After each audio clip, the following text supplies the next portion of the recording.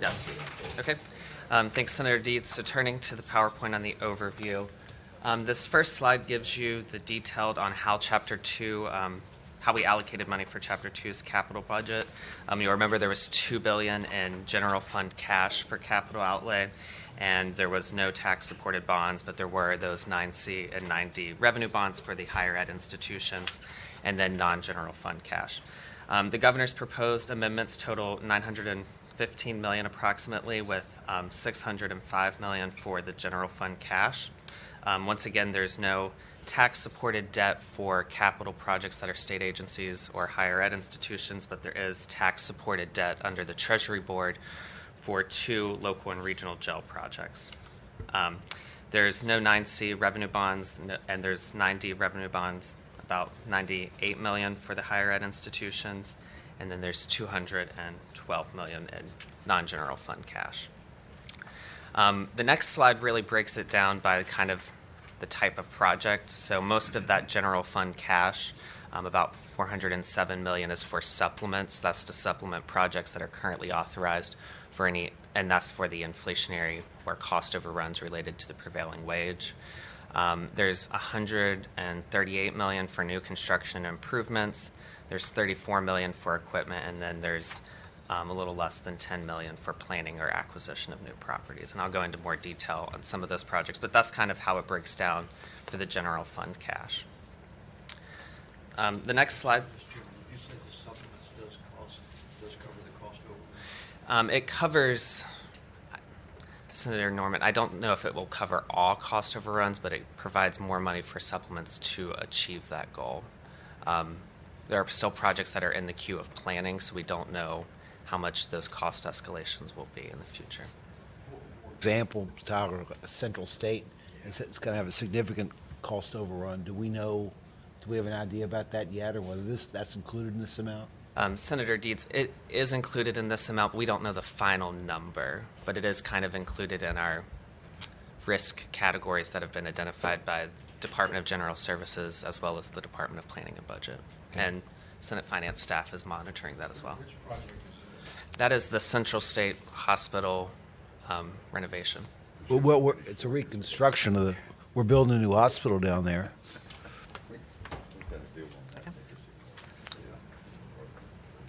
Slide number 4 details kind of the high level. I'm going to go into more detail on most of these things, so this is just a summary for you if you want to go back and look at these slides later. Slide number 5 really talks about the supplements. So there's in total $400 million for supplements, $100 million in the first year, and then $300 million the second year. The first year amount represents that contingent that you put in Chapter 2 for any revenue surplus. That would be $100 million allocated for the capital supplement pool. The second year amount is $300 million. That's in addition to that $100 million. This is also contingent upon the FY 2023 revenue collection. So if they don't meet the official forecast in the proposed budget, that spending or the appropriation would be unallotted and made available for spending when the governor determines there's resources available in the proposed budget. And as a reminder, Chapter 1 included $350 million for supplements. These supplements are approved by the 6-year Capital Outlay Advisory Committee, which April sits on to represent you. And as of December, 7 projects have received a supplement with $70 million obligated and an unobligated balance of about $280 million. And then there's a small supplement for the Eastern State Hospital Umbrella Project, about $3.5 million to cover that cost overrun.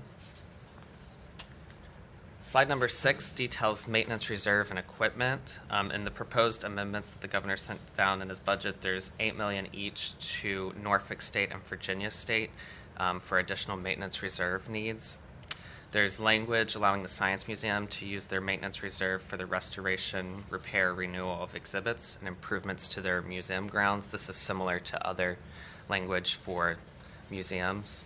And then, as I mentioned before, there's $34 million for equipment for projects that are nearing completion. These are projects that will be completed in the next 18 months, so you put the money in now for the equipment funding for those projects. And the table lists the projects that will be added to that equipment pool. Slide number 7 details the central planning. You'll remember that Chapter 2 contained relatively few planning projects. The governor proposes to only add 3 projects into a planning pool. That would be the construction of Division 6 headquarters for the Department of State Police, the construction of a new post-secondary education rehabilitation facility for the Wilson Workforce and Rehabilitation Center, and then detailed planning for the Renovate Virginia Hall at Virginia State. Virginia Hall is their administration building. So the pool would total about $5.9 million. And then there are 2 smaller pre-planning, DGS pre-planning for replacement of the state lab. They proposed $250,000 for pre-planning of a new state laboratory. The pre-planning would explore potential options, including a facility constructed as part of a public-private partnership, the facility's inclusion in an existing or proposed technology business park, and the possibility to develop a state-owned property that's in Petersburg for multi-use, including housing and commercial entities. Is that address the Radisson Hotel? Is that the state-owned property you're looking at, or the potential? Senator Deeds, I'm not I wondered what was going on with that property, because that's on Washington Street, I think. We can follow up on the location. Yeah. And then there's pre-planning for VCU School of Dentistry. This proposes to allow the Director of Planning and Budget to appropriate $250,000 from the university's funds for the pre-planning of that project. Mr. Chairman. Senator Norman. On the Petersburg, the multi-use including housing, what are we talking about? No. When did we get in the housing business? I would say I don't recall a project that's similar to that. You know, some of the higher education institutions have done some things that have multi-use space where they use their own funding. So we certainly have plans to follow up on a number of these proposals. Mr. Chairman, I'm fairly conversant about what happens with higher ed, the multi-use. I just didn't know that we were getting into the housing market that was not tied into higher ed or some other state operation. Yes, I'd say it was unusual. There's also some money, which I'm not sure if you mentioned yet, for the master plan around Capitol Square. We have not gotten there. But Tyler's going to mention that in a minute. This actually isn't on the slides, but there is $500,000 for DGS to implement a Capitol Square master plan, which includes similar language on a public-private partnership. And so that's more in the general government subcommittee, but we can obviously discuss that language in the capital outlay subcommittee.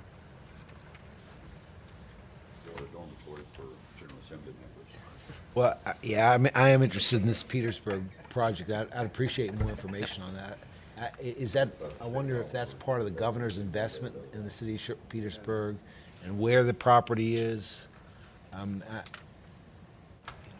wonder, I know that they're deconstructing that, they're tearing down that Radisson Hotel near the interstate, but I think that's on Washington Street, and I don't know if this property relates to this investment. It would make more sense to disassemble the old training center. Only because I'm in the business. I don't know how somebody could not make that hotel make money. It is impossible. Right at the interstate, that's perfect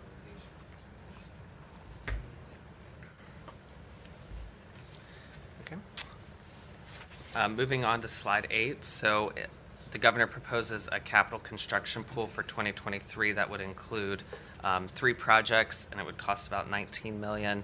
The first project would be replacing chillers in 4 campus buildings at Longwood University, the replacement of a roof at the Virginia Institute of Marine Sciences, and then the construction of a new probation and parole office in Chesterfield for the Department of Corrections. Also proposes a scope change for the Department of State Police for the area office in Lexington. This would include demolition of an existing building, but no increases to the cost. And then there's a scope change proposed for the VMI renovate and expand the engineering and lab facilities. That was part of the 2020 higher ed pool to remove the demolition of the swimming pool portion of the project. Hey, April. you mind plugging that up? The power cord is behind you. You'll have to roll it up. Slide number 9 details the redirecting of excess bond balances. So there's several proposed amendments that redirect excess and unutilized bond balances to the 2016 VPBA pool and the 2016 VCBA pool. In total, there's $2 million that's transferred in VPA bond balances to the VPA bond pool, and then $186,000 in VCBA bond balances that are transferred to the 2016 pool. These excess and unutilized bond balances are from projects ready to be closed out, projects experienced unexpected savings, or projects no longer making sense to complete. And you might remember those 2016 pools are pools that we've been monitoring because they've been short since their inception. Senator Norman. Specifically, what projects do not make sense to complete? I have a list that I can provide and follow up on that. Give me a hint, one. I do not remember the projects that do not make sense to complete. I do know some of the ones that have unexpected savings just because they've... Well, actually, Senator Norman, one did come to mind. It's related back to the construction of the new post-secondary education rehabilitation facility for the Wilson workforce. There was a replacement of an HVAC on the existing building, but if you're going to construct a new building, why would you replace the HVAC? So it's kind of those types of projects. Sorry, that one is a great example of what that means. And then there's proposals to transfer unutilized VPA bond balances among two Museum of Fine Arts projects. One is the repairing, it would move the money from the repair of the museum building envelope to the museum's air handling units project. Oh, it's fine. I'm working. Slide number 10 relates to the higher education 9D revenue bonds. These are the bonds that are supported by institutional revenues, mainly tuition and fees from students. The first one is William & Mary's. This is $20 million for improvement to their auxiliary facilities, housing and dining. There's $16.8 million for the replacement of Randolph Hall at Virginia Tech. This was included in the 2022 higher education pool, but when it was included in the pool, the appropriate non-general funds were not included in the pool. So this is a more technical adjustment. There's $33.6 million for improvement of building envelopes. This is related to several tall buildings on campus, one being Lane Stadium, the football stadium. There's $10 million for the renovation of the baseball stadium at Old Dominion University, and then there's $18 million in 9D for the new Arts and Innovation building for VCU, which was included in the higher education pool last year. Senator Norman. Do we want to continue to put bonds in, and I understand how the land needs work, but if these athletic facilities, you know, how much money does Tech make up? You know, every major university's stadium is named after some generous donor. And I realize that Birmingham came out of old got the MVP award. Oh, yeah. Yeah, the Astros pitcher could pay for this thing, give us meaning. Absolutely. He's with somebody else now, New York Mets, and it's not, he's a free agent. Huge contract. And I doubt if that's a big revenue generator.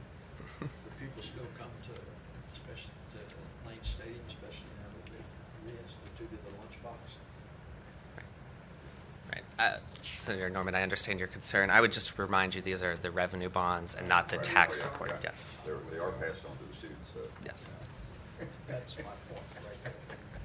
Passed on to the students. Slide number 11 details the standalone projects for the higher education institutions. So we've talked a little bit about the William & Mary's auxiliary facilities. There's $8 million in general fund cash to renovate the historic campus at William & Mary. This is the Wren building and the President's House. That's the roofing and Gutters. drainage. Yes. We'll talk about that. And then we discussed Old Dominion's baseball stadium, and then there's $20 million in non-general funds to address deferred maintenance at Old Dominion University. There's $4 million in general fund cash and then $4 million in non-general funds for ADA accessibility at Tidewater Community College. This is related to a DOJ settlement. We discussed the improvement of the building envelopes, but you also see there's a non-general fund cash portion. And then there is $6 million for non-general fund planning for the expansion of the Virginia Tech Carilion School of Medicine and Biomedical Research in Roanoke. And then the last bullet details that there's proposed $43 million in the first year for a high-performance data facility at Jefferson Lab. This funding would remain unallotted until the governor certifies that the U.S. Department of Energy has approved a project to establish a high-performance data facility at this location.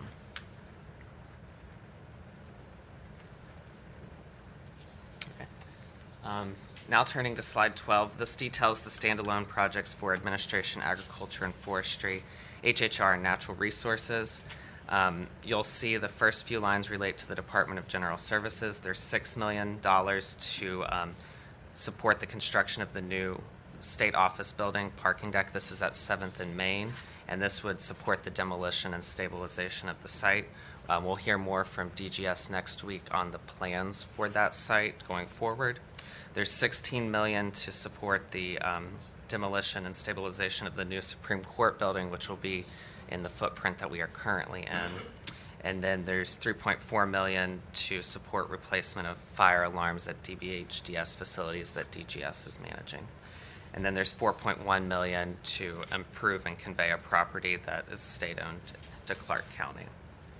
Okay, Tyler, the $16 million, it basically just covers the deconstruction of this property. It is demolition of this starting the property. demolition process, and DGS will be here to discuss that more next And week. so next week, and we will have an idea then of the cost of the total project. I believe because it'll ultimately be pool funded, they won't disclose the cost publicly, but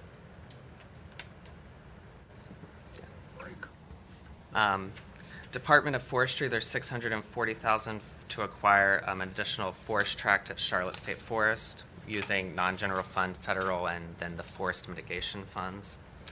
There is $16.9 million at the Eastern State Hospital under DBHDS to improve safety and security. This is to harden the exterior of the facility. And then there's $4 million for a phased project to install duress systems at mental health facilities to notify first responders and mental health facility staff of any situations that are going on in mental health facilities. There's $3 million for a phased replacement of underground gasoline storage tanks at the state parks.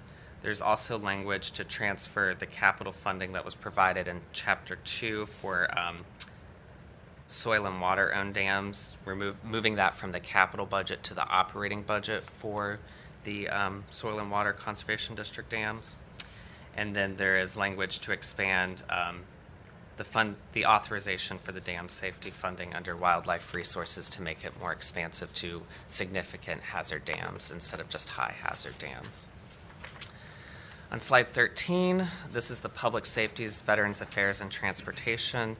There's $10 million to support capital infrastructure improvements at DOC facilities. These are small projects such as replacing locks on doors, any minor type of projects that may come up throughout the system. There's $250,000 to remove and replace a compromised fire protection water tank in Hanover. There is language to transfer unused VPBA bonds from a DOC project to the DJJ Bon Air renovations. Moving to Veteran Services, there's a small $250,000 for replacement of a fire alarm system at Sitter and Barefoot Veterans Care Center, which is here in Richmond. You'll see on the next two lines there are language authorizing short-term treasury loans for the renovation of the Sitter and Barefoot Veterans Care Center and then the construction of the replacement of the Veterans Care Center facility in Roanoke. These treasury loans for the one in Roanoke is $57.3 million, and the one here in Richmond is $4.8 million. This is essentially to signal intent to the federal government that the state intends to provide a share of those projects if they were to be approved by the federal government. Moving to the Department of Military Affairs, there's $3 million to improve the readiness centers. There's $127 million authorized in non-general funds to support the construction of the Army Aviation Support Facility. There's 250,000 general funds for the Department of Military Affairs to pre-plan for federal project funding, so they have plans on the shelf when there's extra money that the federal government would like to award to states for the state's Department of Military Affairs. And then there's a small 90,000 general funds to support a renovation of facilities at Camp Pendleton related to the House Job Challenge program, which works with youth who are at risk. And then under transportation, there's 20 million non-general funds at VDOT to acquire, design, construct, and renovate agency facilities. And then there's 3.1 million for acquisition of land for the expansion of the Rocket Labs facilities. And then The Wallace scheme? Yeah, yes. it's that area, the whole spaceport. Export. Yes. Excuse me, Now turning to slide 14, these are the language amendments. There's proposed language in section 2, which is the capital section, and then part 4 to require approval of the responsible cabinet secretary, the secretary of finance, and the secretary of administration for alternative financing arrangements prior to reviewing a detailed proposal and prior to entering into an agreement. The language in section 4 also requires the Treasury Board to approve financing arrangements for projects executed by private foundations in instances where an institution of higher education has agreed to provide financial or non-financial types of support related to the project. Under current code sections, any state agency or institution must submit proposals under the Public-Private Education Facilities Act to the Public-Private Partnership Advisory Committee prior to entering into the negotiation of an interim or comprehensive agreement. The Public-Private Partnership Advisory Committee has legislative members on it. And then there's language only to continue the work group established in Chapter 1 related to the Beaumont Correctional Facility. This will continue to provide recommendations for future utilization of that property, the medical facility at Deerfield and DOC, and then the Powhatan Infirmary. And then the last bullet is relating to the 6-year capital outlay plan and their meeting frequency. There's proposed language that recommends overriding the 10th enactment of the chapters from 2016 that authorized VPBA and VCBA bonds to allow the 6-year capital outlay committee to review those progress of those pools at a frequency that the committee determines. Currently, under those 2 chapters, they have to meet quarterly. Mr. Chairman, Senator, that first bullet there, is that pros from the administration, there would be some concern it may slow down the timing of the ability to construct some of these projects? Senator Deeds and Senator Hanger, that is some of the concerns from the institutions of higher education, that the additional approval process would slow down those projects for them. And Senator Deeds, Senator Hanger, I would just mention, you may be concerned about the order of who gets the ability to take a look at it, since legislative members sit on the other committee. is that your question, Senator? Yes. Senator Norman's parenthetical comment, slowing someone down is a bad idea. But on Beaumont, we've been talking about this for a decade. And what is the latest posture and recommendation as to the continued use of the alternative? I mean, we really have been dealing with this for years. Senator Deeds, Senator Norman, I attended some of the work group meetings around this year. Really, where we are now is juvenile justice is in Bon Air, and they're doing proposed expansions there. You'll see a renovation, right?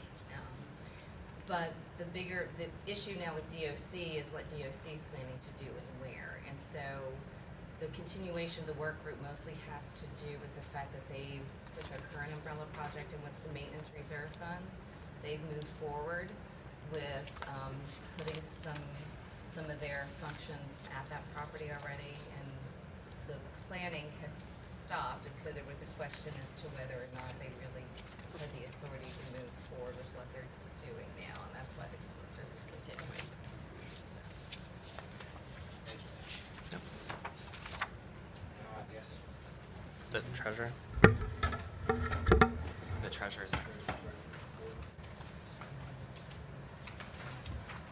Mr. Richardson, I don't think you've appeared before this. I have not. It's my first rodeo. Senator Dietz, I just would We're gonna make it a rough one. Okay, good. remind the members to use the microphones because it won't be picked up for the stream. Great. And I apologize, I've not set a very good example in that respect. These meetings are streamed, so we need to use our microphones. Right. So Tyler, how does this thing work?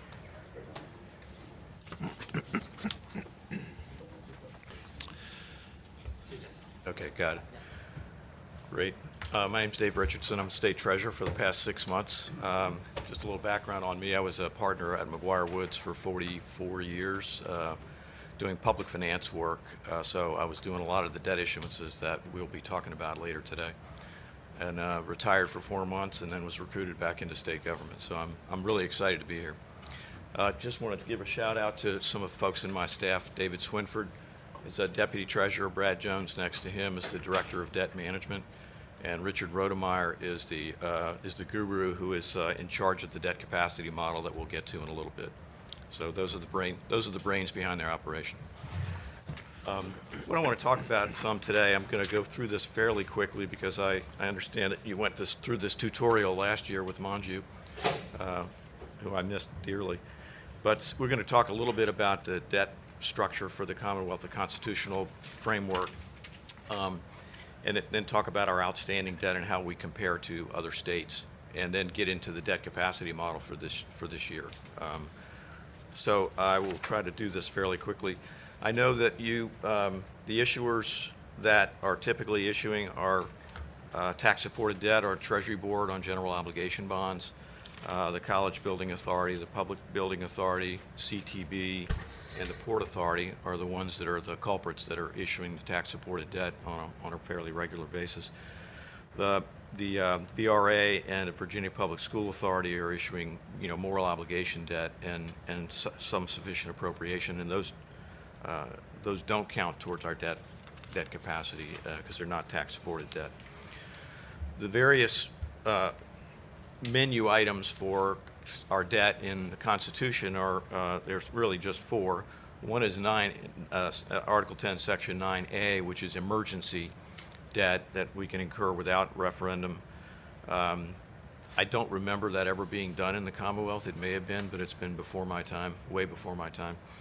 The 9B is going to be capital projects, the general obligation bonds. There hasn't been a general obligation bond issued in the Commonwealth pursuant to a referendum since 2002. The mechanics, the logistics, and the politics of putting that together are very, very, it's a heavy burden. So it's not something that you really want to try to do unless you really, really have to. Senator Hager. On that point, with rising interest rates, could that become more attractive? It could. Most of our debt is issued on a subject to appropriation basis, which is instead of AAA, it's AA plus. And in a rising rate environment, the spread between AA plus and AAA widens, but it's still not that big, 10, 15 basis points.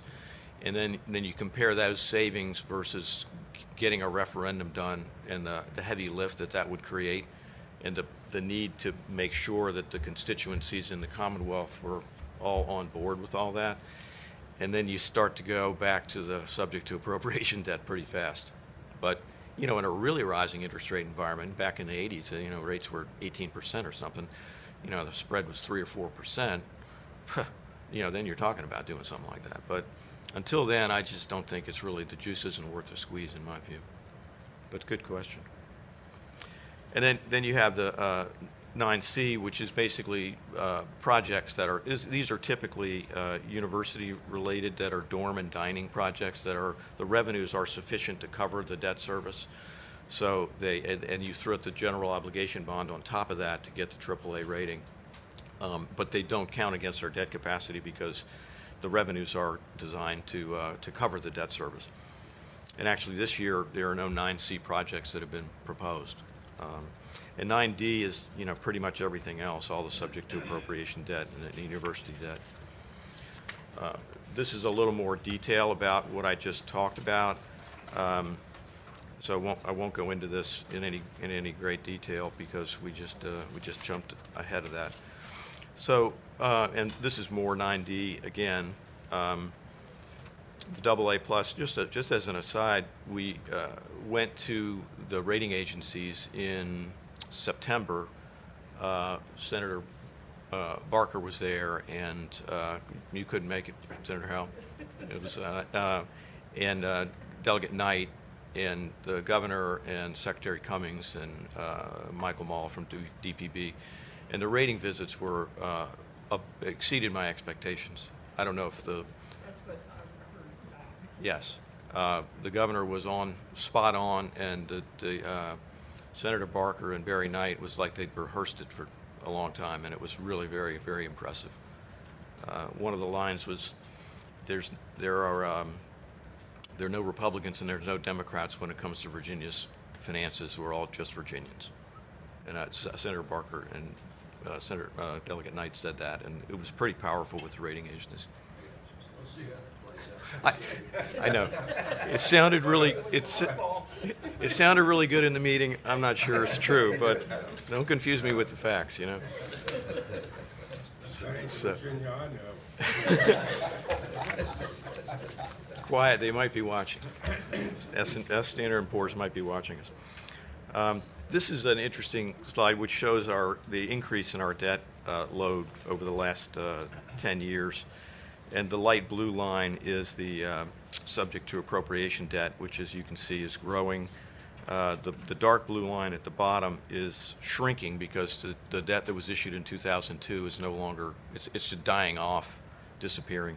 And I would expect that to be gone, you know, in the next, in not too many years. But still, you can see our debt is growing. And this is an interesting slide because the dark blue lines are the authorizations, and the light blue lines are the actual issuances of the debt. These things don't really correlate because the authorizations usually don't get implemented till over a 5-year period. So you see in 2020, for example, you've got a big number there for authorized debt and very little in 21 and 22, but you see 21 and 22 in the actual issued debt. That's really what was authorized in 2020.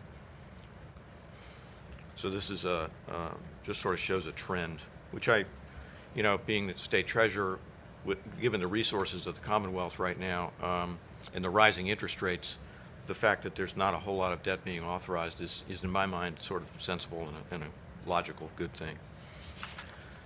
This gives you a little feel for where the debt is being deployed, and it's telling because the dark blue piece of the puzzle here is higher ed, and then if you add the lighter blue piece, the sort of royal blue, as higher ed teaching research equipment, you can see that such a vast percentage of our debt is really going into higher education. Transportation in the light blue is the next biggest, and then a bunch of other things. But this demonstrates the commitment that the Commonwealth's made to higher education in Virginia over the years, and reflects debt that's been issued, decades ago, still outstanding. This is one of my favorite slides. A little alarming, but not really. So Virginia is the green at the top. This is tax-supported debt per capita, and you look at the 50-state median in the middle, the blue, and then you compare ourselves to the other AAA states, which are even lower. Now, one of the things Virginia has going for it, of course, is that we have a diverse economy. We've got a sort of a natural hedge because of the federal government's presence in Northern Virginia and in Tidewater. You also have a number of these AAA states in red that are relatively new AAA states, like Tennessee and Indiana. So they had lower debt loads to get to that point. So they're sort of drawing the averages down. But if you just a quick look at it, you'd say, hey, Virginia's a pretty high debt state. And this is the next slide is very similar, except that it's net tax-supported debt as a percent of personal income as opposed to per capita. And you can see Virginia is not as much of an outlier on this slide. The rating agencies have not expressed any excitement, worry, indignation, or anything else about our debt load. They always say that our debt load is reasonable given the resources that the Commonwealth has. So, It was reasonable. The median income in Virginia at $80,000 a year per household is way higher than the overwhelming majority of the states, which is why they're not all that concerned. right. That, and like I said, the hedge with the federal government and the diversification of the economy that we have. Right now, of course, $27 billion of cash being invested by our cash management folks. The state's in as good a financial position as it's been in, at least in my professional lifetime. So the rating agencies were very receptive. Our ratings, our AAA ratings, have been reaffirmed, and we don't see any real headwinds. We see headwinds, but we don't see headwinds on the rating. What could undermine that, of course, is issuing a whole bunch of debt at high interest rates would probably get their attention. But so the Debt Capacity Advisory Committee is something that it's got a lot of ex officio members, including me, the Department of Planning Budget. It's got two ex officio folks, Ron Tillett being one of them, is a former treasurer, and so this is up, and April and Ann are on that committee as well. So basically, we take a look at, it's a very complicated model that looks at our revenue projections. It looks at the debt load.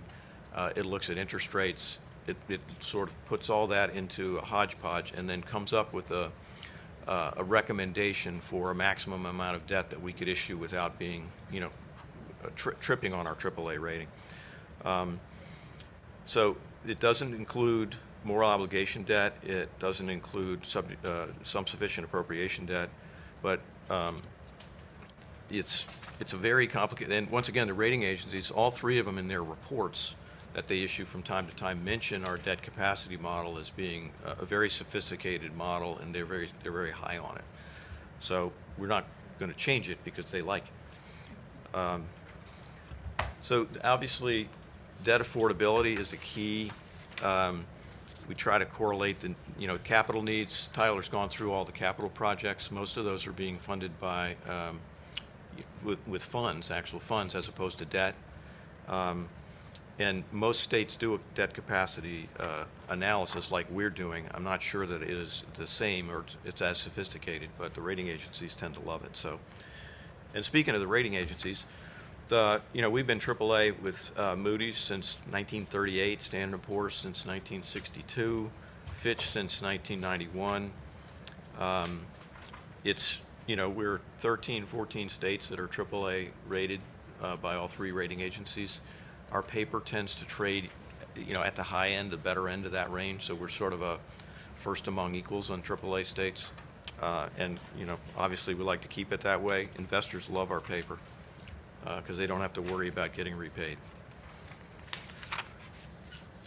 So the debt capacity model basically limits, we try to limit our tax-supported debt so that it's no more than 5% of blended revenues. And the blended revenues include, obviously, general fund revenues and general fund transfers from ABC, sales tax, and other recurring transfers, the Virginia Healthcare Fund and the TTF, Transportation Trust Fund. And, we take that and put it into the hodgepodge. And like I say here, the tax-supported debt is the 9B, which is out there, the 9D, the subject to appropriation debt, and capital leases. And capital leases is sort of not the right term anymore under the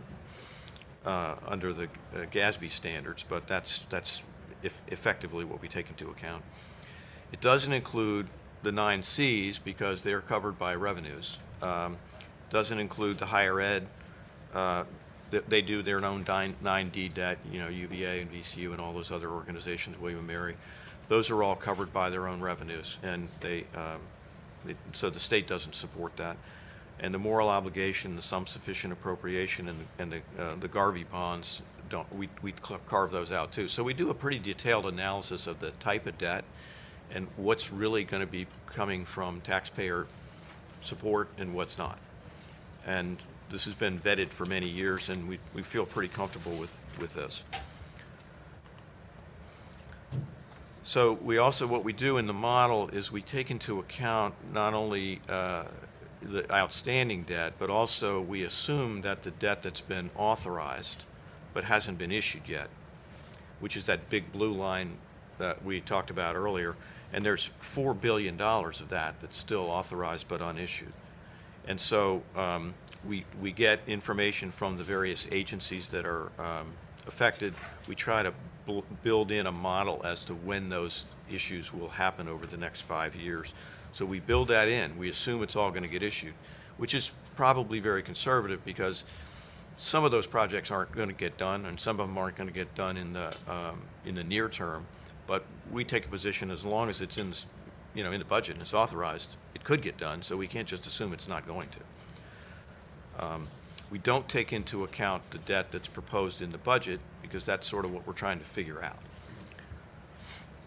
So what we do is we look at in building the model, we look at the interest rates for the last 12 quarters. Now, and we do a blended average of that.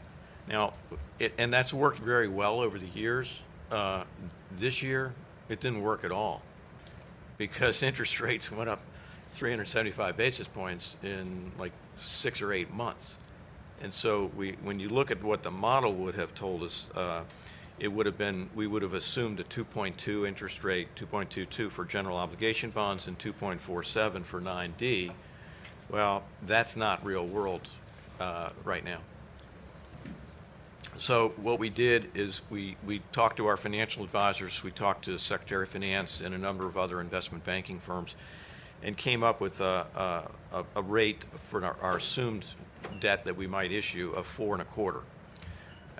It's conservative, but you could argue that. I mean, we went back and forth. We did have a lot of discussion about what rate to use.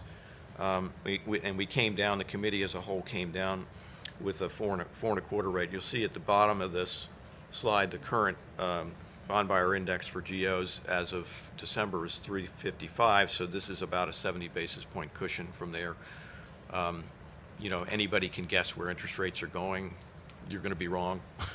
So we think the Fed's going to continue to increase them slightly more as the economy, as inflation gets under control.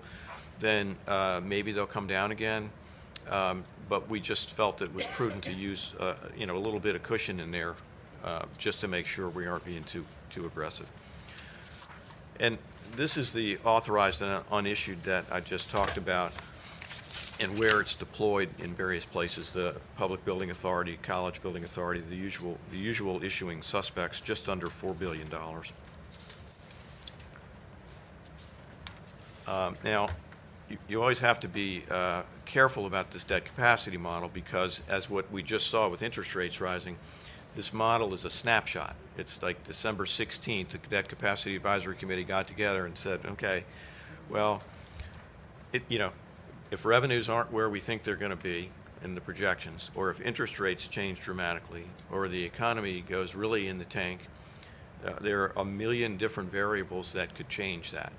So we look at this, but then we also sort of follow the model. And as if interest rates went way up or our revenue streams were not what were projected, we sort of can do behind the scenes look at this. But it's not you don't just do it and then walk away because it moves around. So the punchline here for the Commonwealth is, given this model that at 4.25 interest rate, if we take all the authorized and unissued debt, and we also take, we assume that it's all going to get issued in a certain period over the next 5 years, we have just under $1 billion of debt capacity in each of the next several years. Now, I'm not recommending that, but that would keep us within the 5% of blended revenues. Now, in the budget that we currently are looking at, the governor's proposed, there's, as Tyler mentioned, I think there's 2 projects that are regional jails that are about $20 million. which is just a fraction of this. So obviously, we have some runway with our debt capacity. And I would assume that if revenues aren't where they ought to be and the projects need to get done, some of those appropriated projects may become debt projects. And we have capacity to do it, but once again, I would caution you that, rates right now, historically over 100 years, they're still pretty low, but compared to where they were before, they feel really high. And so locking in fixed rate debt for 20 or 30 years at today's rates, when most people think as the economy starts to tank a little bit and the inflation gets under control, will come down, not really sure it's a great idea to be loading up on debt with this particular environment. But we have the ability to do it. That's the point. So these are some of the things that the committee considered. Once again, cautionary. The economic downturn could be a bad situation. We have had a lot of debt authorized over the last 10 years. Construction costs. You mentioned that before about cost overruns. We've already got $350 million that's been authorized to cover some cost overruns. Go ahead. The model assumes that it already assumes the debt that's been authorized but not issued. Right. So we have the ability to authorize an additional $972 million, and that would be okay with respect to the debt that we've already authorized that hasn't been issued.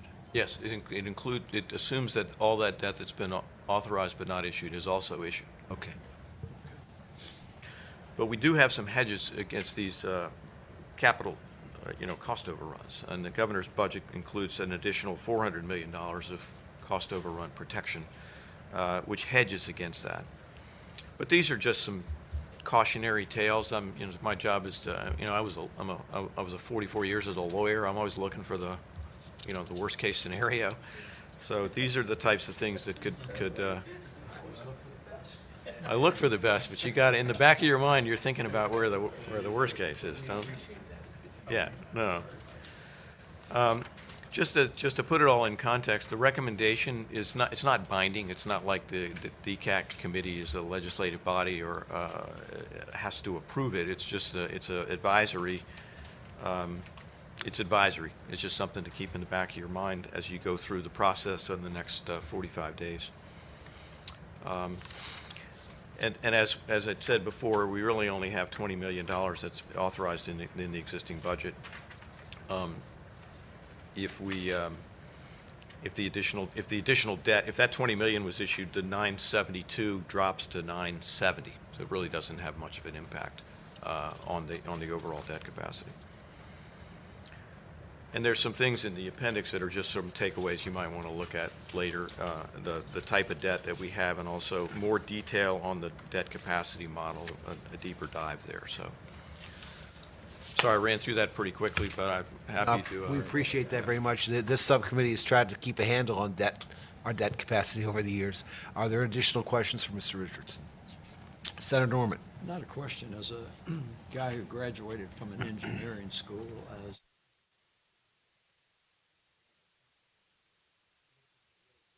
for those of us who sometimes struggle to get our arms around it. It's an excellent presentation. Thank you. I appreciate that. I cribbed it completely off of Manju's presentation last year, so I will pass along your compliment to her, and also to Richard Rodemeyer, who helped to tweak all this, and my folks. Thank you very much. Absolutely. If there are no additional questions, I think we're done with our business today, so we'll rise. Thank you. Thanks. Yeah. 44 years. He could probably provide Absolutely.